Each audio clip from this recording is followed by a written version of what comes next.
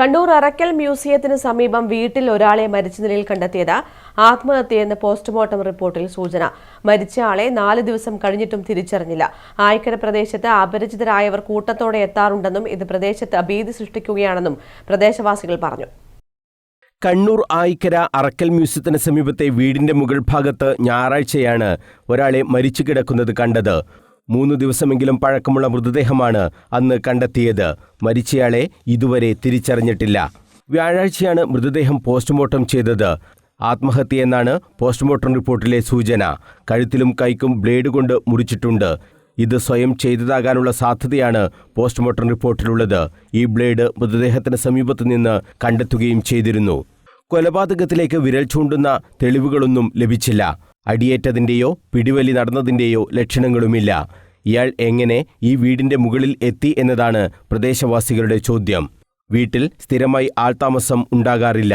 വീടിന്റെ താഴെ നിലയിൽ മത്സ്യത്തൊഴിലാളികൾ സാധനങ്ങൾ വെക്കാനും മറ്റും ഉപയോഗിക്കാറുണ്ടായിരുന്നു. ഇത് സ്ഥിരമായി പൂട്ടാറുമില്ല.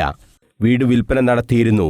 ഇതിന്റെ താക്കോൽ കൈമാറ്റത്തിന് മുമ്പ് ഉടമ സാധനങ്ങൾ എടുക്കാൻ വന്നപ്പോഴാണ് വീടിന്റെ മുകൾ ഭാഗത്ത് മൃതദേഹം കണ്ടെത്തിയത്. പ്രദേശത്ത് അപരിചിതരായ ആളുകളും ഇതര സംസ്ഥാനക്കാരും വ്യാപകമായി തമ്പടിക്കാറുണ്ടെന്ന് പ്രദേശവാസികൾ പറഞ്ഞു. രാത്രിയായാൽ ആയിക്കര പ്രദേശം ഇവരുടെ കയ്യിലാണ്. ഇത് വലിയ പ്രയാസമാണ് സൃഷ്ടിക്കുന്നതെന്നും നാട്ടുകാർ പറയുന്നു.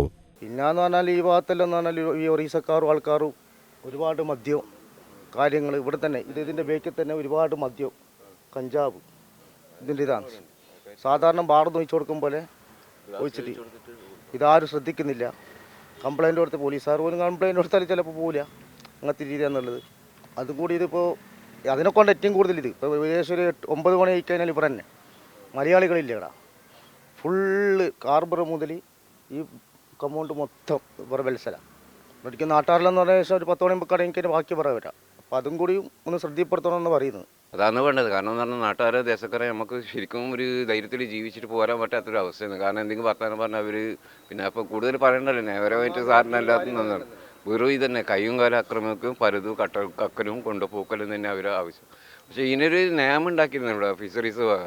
അതായത് സ്പോൺസർ ചെയ്യില്ലേ മാത്രമേ പണിയെടുക്കാൻ പാടുള്ളൂ അന്യ സംസ്ഥാന തൊഴിലാളികൾ. പക്ഷേ ഇന്നും അതല്ല. ഇന്ന് അവർ സ്വന്തം ഇഷ്ടത്തിൽ തന്നെ ജീവിക്കലും വളരലും എന്തെല്ലാം കളി അവർ കളിക്കുന്നതായാലും നമ്മൾ കണ്ട് സഹിച്ചോളൂ. എതിർക്കാൻ പറ്റില്ല. ഏറെ ഭീതിയോടെയാണ് പ്രദേശത്ത് ആളുകൾ കഴിയുന്നതെന്നും പോലീസ് രാത്രികാല പട്രോളിംഗ് ശക്തമാക്കണമെന്നും നാട്ടുകാർ ആവശ്യപ്പെട്ടു. News bureau, Kannur.